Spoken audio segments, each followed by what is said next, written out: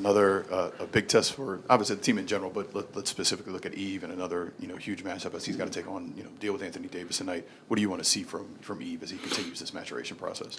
Much of what we've seen so far, continue to go out and play within himself, but compete at a high level. Out-compete our opponents, outwork them, rebound the ball at a high level, block shots, communicate defensively, keep it simple offensively. Yeah. For Brandon Ingram, just to make sure we have to clarify now between them. Teams have been slowing him down a little bit more in the second halves of games. He's got off to some very quick starts, was able to kind of bounce back later last night. But what can happen to kind of get him going a little bit more in second halves? I actually like what he's doing. He's picking his spots, and then second half, teams are mixing up their coverages on him. They're trying to take the ball out of his hands, and he's trusting his teammates. The last few possessions, a few possessions down the stretch, they blitzed him. He got rid of it. We got 2 really good looks and capitalized on him. So as long as he's doing that, and we'll continue to try to put him in some spots where he can be successful. But we know that with him on the floor, teams are going to try to take the ball out of his hands, especially in the second half. You got 10 available players, and you're in the second night of a back-to-back. Is there any type of strategy where you're going to try to stagger the minutes where you can hopefully keep guys fresh, or is it kind of an empty the tank kind of a game? Yeah, I mean, we'll do the best we can to try to keep our guys fresh and, try to keep certain groups on the floor that, kind of can help each other initiate offense, more importantly for us.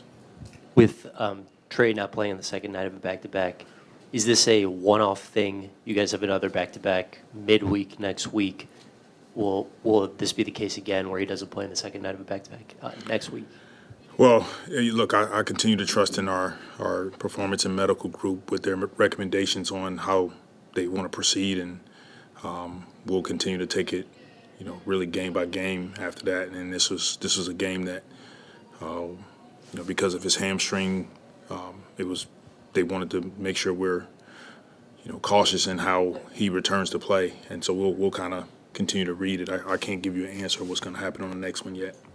CJ was on the broadcast last night, and they asked him, hey, would you want to be a coach after you're retired? And he said, no, the job's gotten too hard now. He said the players make so much money now. The guys are younger when they come in. It's just a really hard job. Do you think being a coach now is a harder job than it was 20 years ago? I guess, you had the player's perspective back then, but has it become a harder job? That's all, that's how CJ feels about it. And I don't know what 20 years was like coaching. So I can only go off of the experience that I have right now. And to be honest with you, my perspective on it is that I'm grateful. And I start with that every single day, that, God has blessed us with a great opportunity and a great platform, which is the NBA. And it allows us to bless other people, bless our families, our communities. And I get an opportunity to coach some extremely talented young men. And I'm around some amazing people. That's my perspective on it. I don't think anything in life worth having, you're going to go through some challenges. And so that's just a part of it. Coach, the inside game is obviously going to be a big focus tonight with the Lakers leading the league in points in the paint. That's been an area at times where you guys have had difficulty. What are you going to focus on tonight, and how do you deal with AD and LeBron, particularly in trying to get around the basket? We got to throw the kitchen sink at them with everything we have in terms of trying to keep them out of our paint, try to force them to take tough shots. We got to finish the possessions, rebounding the ball.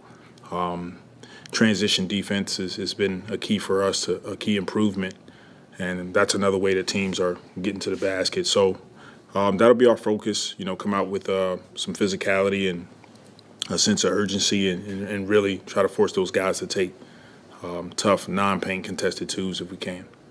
And Willie, the Lakers seemingly always shoot more free throws than any other team. They're leading the league again in free throws. Why is that? Why are they shooting more? I'm going to try to answer that question for me now. I was just curious, what can you tell your group when you go face, obviously, against, what you're going up against in that respect from the free throw line? Look, we want to be aggressive. We want to be an aggressive team.